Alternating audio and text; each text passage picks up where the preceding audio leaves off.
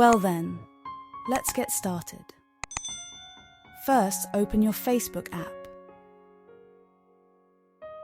Click the 3 lines on the upper right corner. Click Settings and Privacy. Then click on Settings.